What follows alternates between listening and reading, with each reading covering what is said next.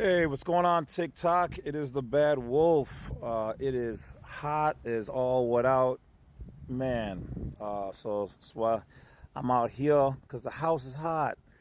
Um, so plus it's also just nice to enjoy this. So anyway, hey, I appreciate each and every one of you guys liking the videos and giving me support and appreciation. So I'm gonna drop some more fire on y'all, some more knowledge, some more gems. All right, so y'all like the whole not having to pay taxes at your job. You guys like the whole how to start a free domestic tax exempt EIN. So how about I help you guys out one more again?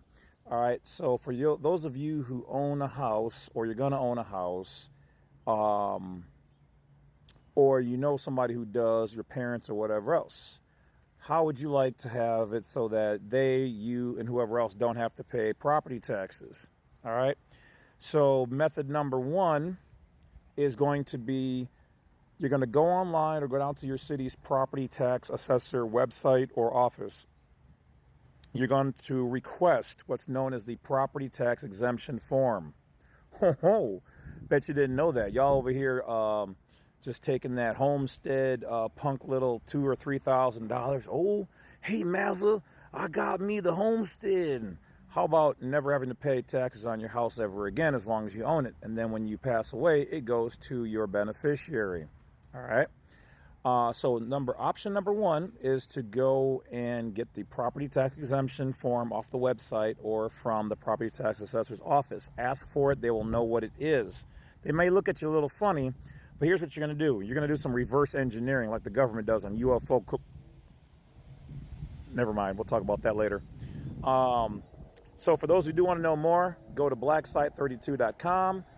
Check me out on YouTube under @the_Badwolf or James C Lovett on YouTube, or my backup channel, add that one too, which is the Badwolf Media channel, also on YouTube. Oh wait, you thought I was done? I'm just kidding. I wouldn't do that to you guys. Come on now. All right, so once you get that form, you're going to look in that form, and then you're going to look around and see what things on there that they consider to be tax exempt. You're going to find things like either a private trust, foreign trust, a faith-based organization, whatever else in there. Find which one that you want your house to be, and then you're going to go to the irs.gov and create that entity. You're going to draft up whatever documents you need to become that entity. You're going to transfer your house into that particular entity.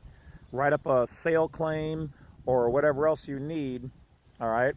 And once you do that, you're going to submit that to the property tax assessor so that next year they can remove your house off the property tax rolls. And as long as that house is owned by that new entity, and that new entity should not contain your name as the title of it. So don't name whatever you're creating, your faith-based organization, your church, after your name, okay? Because otherwise it still can be considered to be underneath your legal person. And if it's underneath your legal person, which was created by the state via the birth certificate, they can administrate it, and it's still considered to be a U.S. person entity, and they can tax you. You need to create something foreign and private. All right? Don't use any zip code. Put USA on there and keep it moving. All right, so the next thing. So if you look on that form and you see the word other, all right, you can create a foreign trust, a tax-exempt private trust known as an irrevocable trust. Once you create the irrevocable trust, you're going to make sure that you don't name that after you. Okay, like my last name is Lovett, Lovett. I don't use Lovett. I mutilated the last name and turned it into Lovitica by adding ICA on the end. Okay, so then it sounds like a nation. Okay. So then Lovitica, say Lovitica Home Trust or Lovitica Trust 1.0. Whatever it is, you create that as an irrevocable trust, and you do not need an EIN for it. However, you can apply for one, but you do not need one. Once you create that trust, you get it notarized. Once it's notarized, you're going to have 1 or 2 copies. Then you're going to take that property tax assessor's form, and you're going to put on there, you're going to check off other, and then you're going to break it down and make sure that you put irrevocable trust, foreign to the United States, okay, privately owned, all right, and then you're going to turn that into the property tax assessor's office. Now with your trust, you can be the trustor, which is the creator, you can be the trustee who operates it, and controls everything, but doesn't know none of these positions own it, and then you choose somebody or some bodies like your kids or whoever to be your beneficiary. Once you do that, I say what up to my neighbor. Once you do that, as long as you own that house, that will always be yours in the private and tax exempt. And then when you pass away, what'll happen is it'll go right to your beneficiary, and they will receive it tax exempt upon your passing. My other neighbor. And what are you doing? I'm on TikTok, giving away advice. Oh. Is that your new car?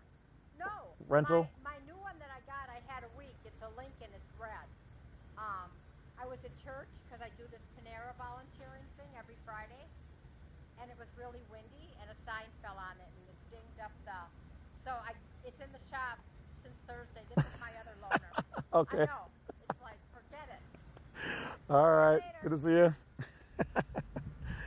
All right. So create the irrevocable foreign trust. You can put U.S.C. on there. You can put terra firma jurisdiction on a stamper or somewhere on the bottom. And because it's your document, I would sign or, autograph your name in red, and have, like I said, terra firma jurisdiction on there. Because terra firma jurisdiction means that it's on the real land and not on the water, which is what the governments in the states operate under, which is called maritime admiralty jurisdiction. So let's see, what else can you do here? So those are going to be your two main ways, and then you're going to send that in. And if for some reason they decide to give you a hard time, hit me up on my YouTube channel or my email, and we'll see what we can do to work with it, because they all have to have a property tax exemption form. If they do not have the form, you're going to create your own depicting why your house is tax exempt. You're a national state citizen. In California, I taught them to use their passports at the property tax assessor's office and tell them, I'm not a U.S. citizen, I'm an American national, or a national of the United States, or a private sector citizen, and they've been getting their houses off the property tax exemption, off their property tax rolls over there. But what you really want to do is create an irrevocable trust or a faith-based organization known as a 508c1a, or an unincorporated association, all of which you can find on my YouTube channel.